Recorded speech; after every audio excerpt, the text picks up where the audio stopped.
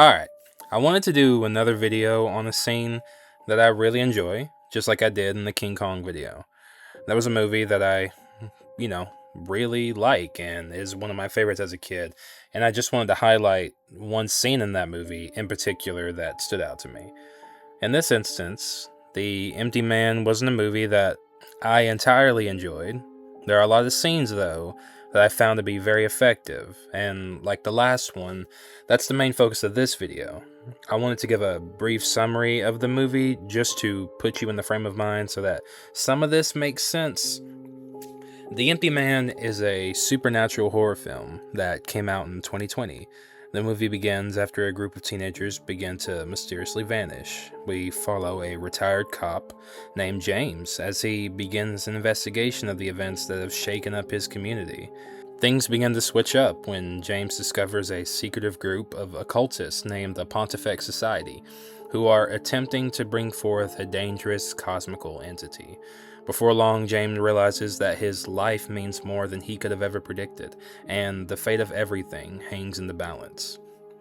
I decided to watch this movie for the first time last year. I heard it didn't have much success in the box office, but with some specific audiences, it was well regarded as a underrated gem.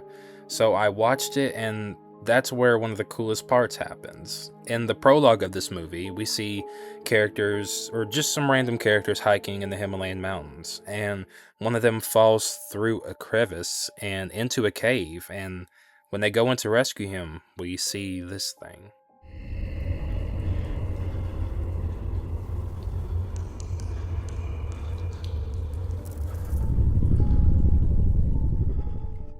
This creature design and how big it is has really stuck with me so much.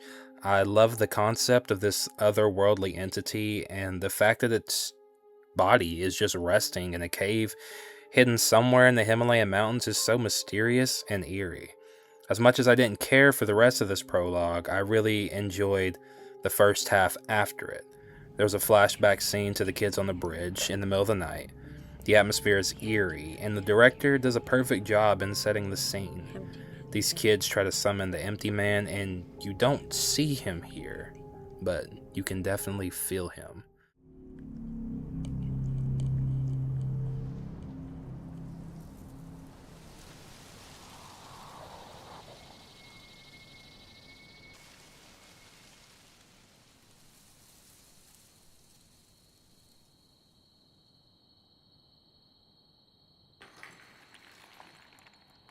Just lurking in the shadows and at the end of the bridge, just waiting.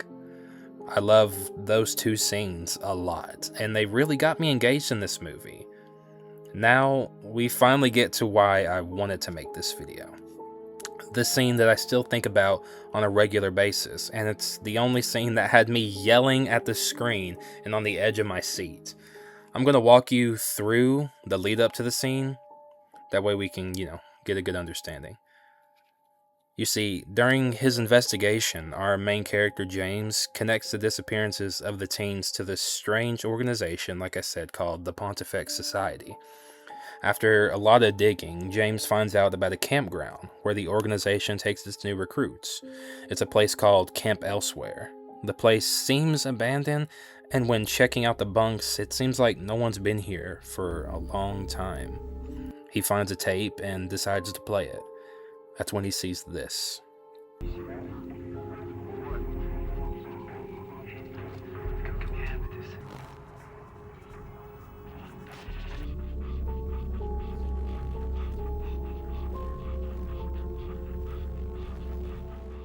Now it's obvious that something else is going on here. We learn that this organization is trying to produce a vessel for the creature that we saw earlier. James is just as freaked out as I was watching this. The whole time James is here, you know something is wrong. It's too quiet, and there are supposed to be people here. So what's going on? This feeling amplifies when he steps outside, and now it's nighttime. How long were we in that cabin? It felt like minutes, but the outside says differently. If this was you, you would have called it a night by now. You probably wouldn't have even came out here.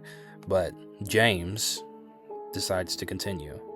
He sees a light and decides to follow it. he walks down a boardwalk until he comes upon a fire. That's when you see that he was never alone here.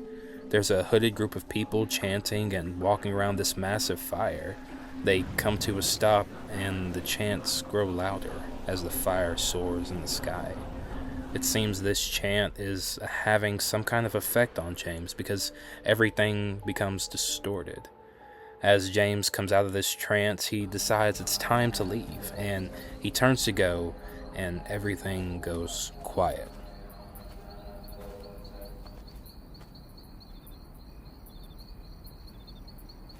Suddenly, the fire has gone out, and everyone's stopped moving.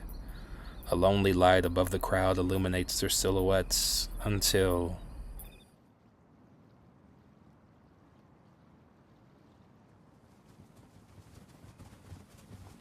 they shuffle in the darkness as James watches intently until they form a line at the edge of the water.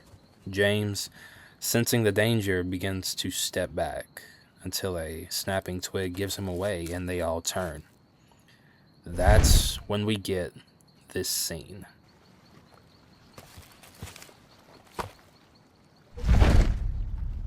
Yeah, no.